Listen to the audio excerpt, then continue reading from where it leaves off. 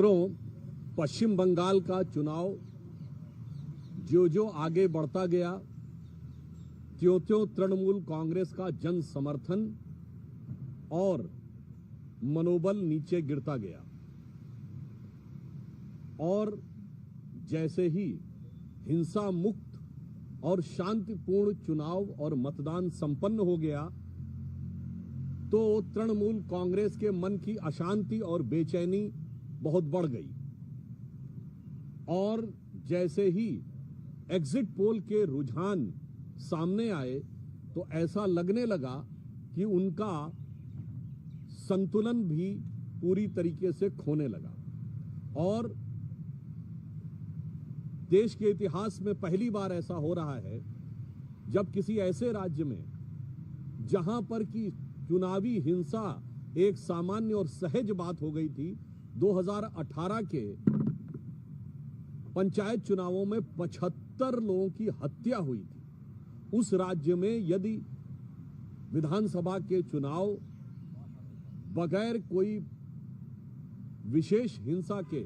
संपन्न हो जाएं और तब किसी के मन में आपत्ति हो, तो मेरा सवाल उठता है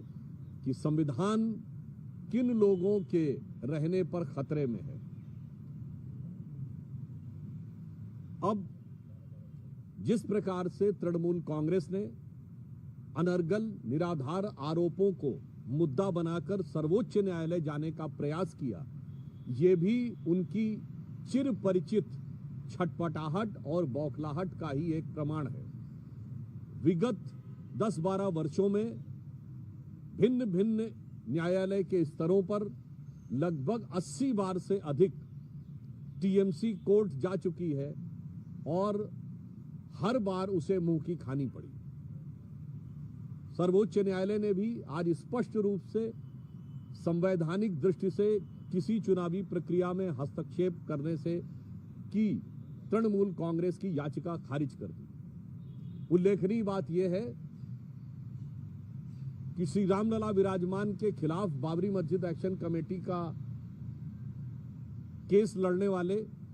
तमाम आतंकवादियों के प्रति सहानुभूति रखने वाले और तृणमूल कांग्रेस के प्रति राजनीतिक रूप से अभिभूत रहने वाले श्री कपिल सिब्बल जी की याचिका आज पूरी तरीके से खारिज कर दी गई। अब उनके मन में जो प्रश्न उठता था कि उनको अमुक केंद्र सरकार के कर्मचारियों पर भरोसा नहीं है, राज्य सरकार के कर्मचारियों पर भरोसा है, तो मैं ममता जी से कहना चाहता हूं, आज भरोसे का सवाल आपके खुद के ऊपर है। जब आईपैक के ऊपर रेड हुई तो ये पहली बार ऐसा हुआ जबकि कोई मुख्यमंत्री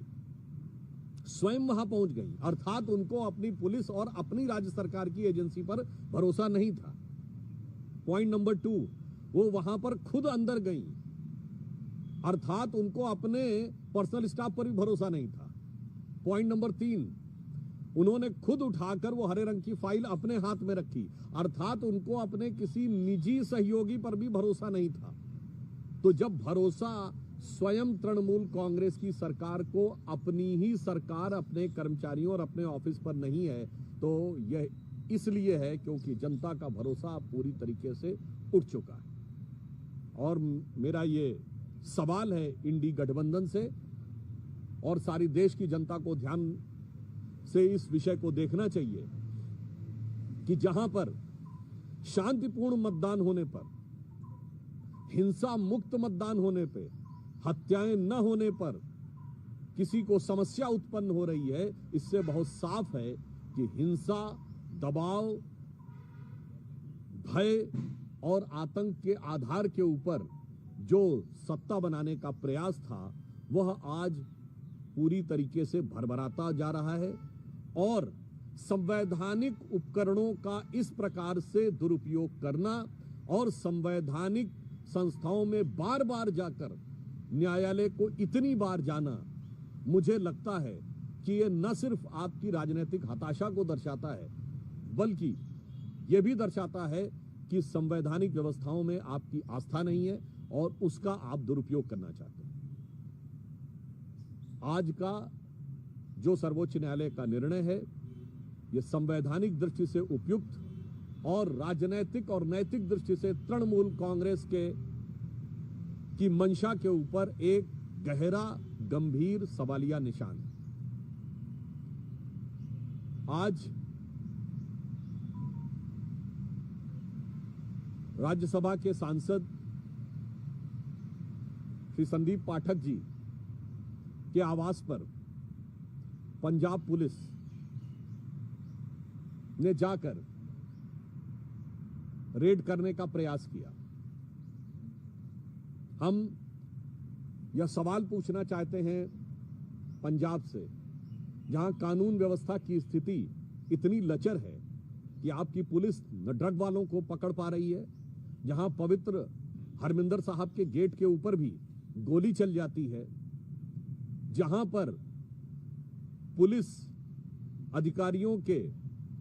कार्यालय पर हमला हो जाता है और वहां पर नियंत्रण न करके आज जिस प्रकार से पाठक जी के आवास पर पंजाब पुलिस ने धावा बोला है, मेरा सवाल केजरीवाल जी से है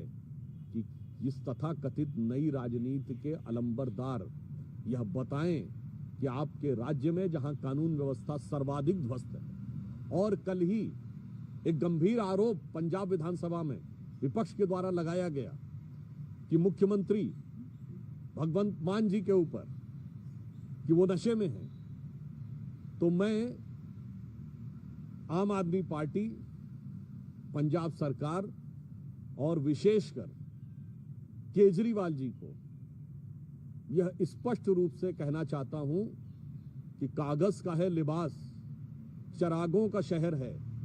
कागज का है लिबास, चरागों का शहर है, चलना संभल संभल के, क्योंकि तुम नशे में हो।